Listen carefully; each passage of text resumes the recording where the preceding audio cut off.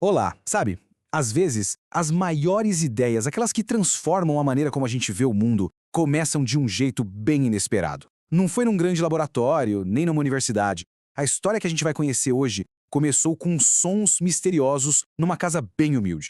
Vamos mergulhar nos fenômenos que foram o estopim da doutrina espírita, uma conversa que começou de uma forma que ninguém poderia imaginar.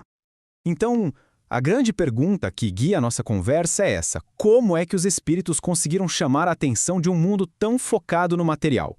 Qual foi, assim, a estratégia para começar esse diálogo entre os dois mundos? É o que a gente vai descobrir. Bem, para entender como tudo começou, a gente precisa voltar no tempo, lá para o século XIX.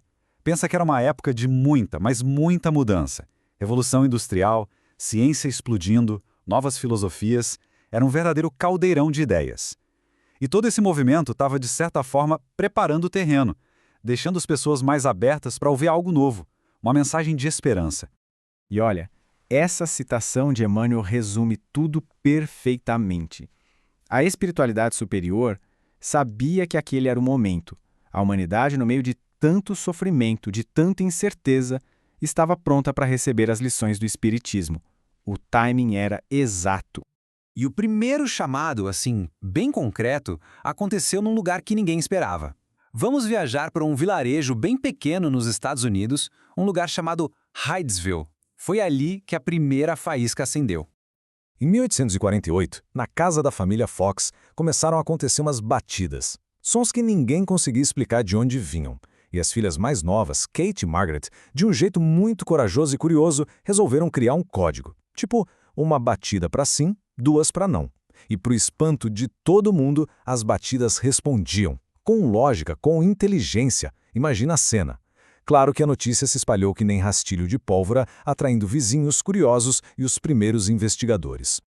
E esse é o ponto-chave, sabe? Hydesville não foi o primeiro caso de manifestação espiritual da história. Claro que não. Mas foi o momento em que essa comunicação inteligente, clara, com o mundo invisível, se tornou uma coisa pública, algo noticiado e discutido por todo mundo. Aquela faísca de Hydesville atravessou o Atlântico e, olha, incendiou a Europa. O continente estava fascinado por novidades e mistérios. E lá, o que tinha começado como simples batidas evoluiu para uma coisa ainda mais surpreendente nos salões da alta sociedade. O fenômeno ficou conhecido como mesas girantes. E era isso mesmo, mesas pesadas de madeira que se levantavam, giravam no ar e respondiam a perguntas dando batidinhas, usando aquele mesmo sistema de código. E o mais impressionante, sem que ninguém estivesse encostando nelas, virou uma verdadeira febre na sociedade da época. E aqui a gente tem uma virada de chave importante. Porque, embora tudo tenha começado como uma diversão, um passatempo, a inteligência por trás das respostas era inegável. Aquela brincadeira de salão acabou se tornando um convite bem direto para que mentes mais céticas, mais preparadas, fossem investigar o que de fato estava acontecendo ali. É agora que a história ganha uma profundidade muito maior. Porque, pela perspectiva espírita, esses eventos não eram acidentes nem truques. Havia um propósito muito claro, muito bem definido por trás de tudo isso. Essa onda de manifestações foi, na verdade, entendida como uma invasão organizada. Uma ação planejada pela espiritualidade superior para dar uma sacudida nas certezas materialistas da época e preparar o terreno para uma nova era de compreensão para a humanidade. Ou seja, cada batida lá em Hydesville, cada mesa que girava em Paris, tudo isso fazia parte de um grande chamado. Era como um despertador para a consciência humana, para lembrar a todos nós da existência da vida espiritual, da imortalidade da alma e da possibilidade de comunicação entre os dois planos.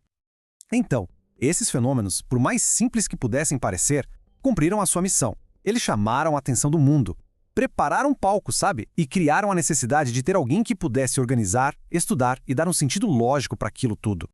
E essa pessoa foi Hippolyte Léon Denisard Rival, um educador, um cientista francês que mais tarde adotaria o nome de Allan Kardec. Onde muita gente via só um show, um espetáculo, ele viu um campo de estudo sério. Kardec usou o método científico, a razão, para entender a causa e a natureza daqueles fenômenos.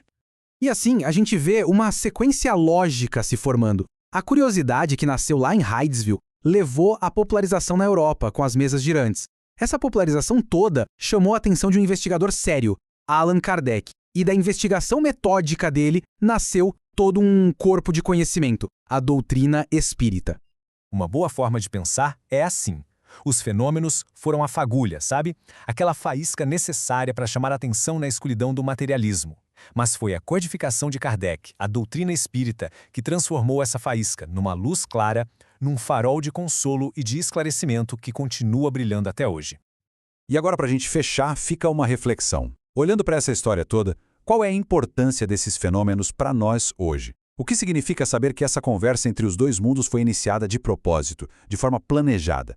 Vale a pena pensar em como essa mensagem, que começou com simples batidas há tanto tempo, ainda pode ecoar dentro de nós na nossa busca por respostas.